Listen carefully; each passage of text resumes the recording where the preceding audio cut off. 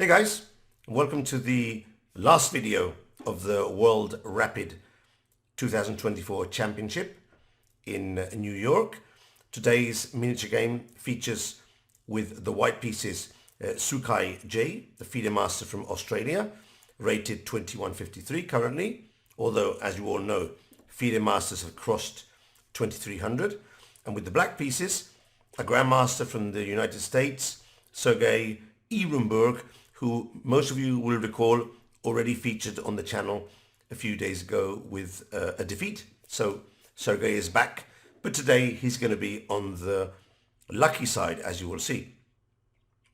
This is our last game from the World Rapid, as I said before, and from the next video onwards, we're going to feature other very interesting tournaments that have been played during the past weeks and months, and also some of the tournaments that are being played right now, like for example, Tata Steel in the Netherlands. Let's get to the game, and as you'll see, I think we're going to learn quite a few things in this video. D4, D5, C4, E6, Knight F3, Knight F6.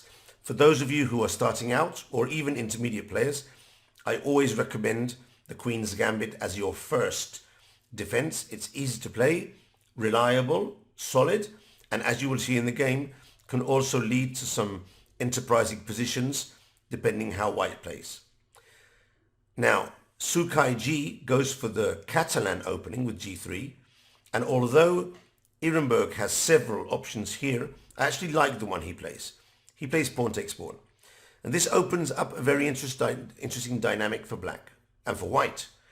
White can first just play bishop to G2 and for the moment forget about getting the pawn back, but he can also go for this check on A4 and recover the pawn immediately. Here black can play bishop to D7, bishop C6, or knight to D7 and go for C5. Both are very interesting and give rise to a very interesting play, very dynamic, very aggressive play with black. Soo Kai Jie had studied theoretically the line and went for bishop to G2, C6, closing down the diagonal for the moment, and now knight to E5. Now the idea is to get the pawn back with knight to C4. Now Soo plays bishop to B4 check, bishop to D2, and now he drops back with the bishop, opening up an attack on the D4 pawn with the queen. And here I check the theory, and most players just go E3, protecting the pawn. Soo Kai Jie preferred bishop to C3, which also protects the pawn, improves the placement of the bishop, but doesn't allow the knight to go to C3. And I was already wondering, is this the best move? Okay, so now Erenburg plays a very interesting idea. He plays B5. Now B5 protects the pawn on C4, but drops the pawn on C6. And more importantly, he's also going to drop the rook. So is this sacrifice sound? Let's see what happens. Knight takes pawn, bishop takes, and now bishop takes rook. So black has sacrificed the exchange. What does he have in return? He has the attack on the long diagonal. Looks quite dangerous, although I don't think he'll win the rook back. But he does have some attack there. Also, he has two very nice pawns on the queen side and the possibility to attack with B4 later on.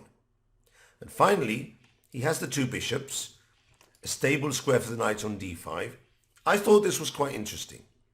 White is slightly undeveloped as well. I checked with the computer. The computer says 0, 0, 0. Now, when the computer says 0, 0, 0 and you're down a material, that obviously means that you must have quite a bit of dynamic compensation for the material. Otherwise, the computer would say -2 or -3 for your opponent. Let's carry on. F3 is the correct move according to theory, because this has been played before. And now Erenburg goes H5, trying to blast open the king side. He has to play aggressively. He does have a deficit in material, so he has to take advantage of the dynamics. A3, stopping B4. h4. And already here, Soo Kai Jie, who up to now has played quite well, makes a first, maybe an even decisive mistake. What should he have played? He should have played g4. And now, if black goes a5 to stop bishop to b4, castle, and this position, I've checked it with the computer, I've played around a bit with the pieces. I do think black has enough compensation, but white is clearly still in the game.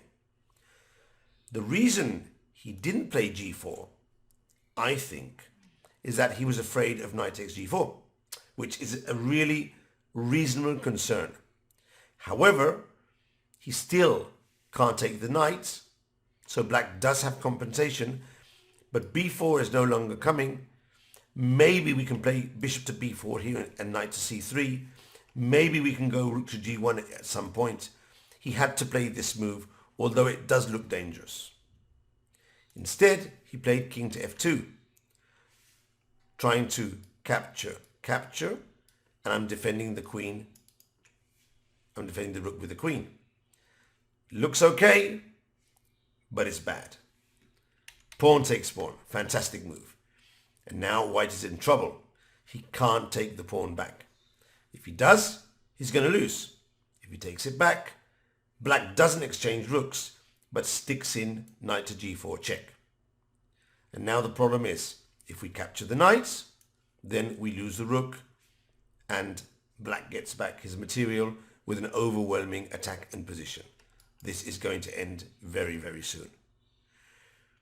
If, on the other hand, he moves the king, there's a double check winning the queen.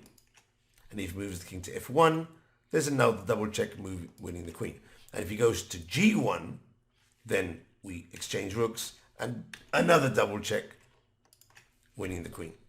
So white is in big trouble here. Big trouble. If he captures with the king, I suspect that a move such as queen to d5 must be a very good answer. Although bishop to d6 is also very good, and knight to h5 is also very good. Black has a number of very interesting possibilities here. So after pawn takes pawn, Soo Kai Jie had to play king to g1. And now white goes in for the kill. Knight to g4. A fantastic move. Very, very strong. Very, very potent. Things are looking tremendously bad for black. If pawn takes knight, I just calculated g2,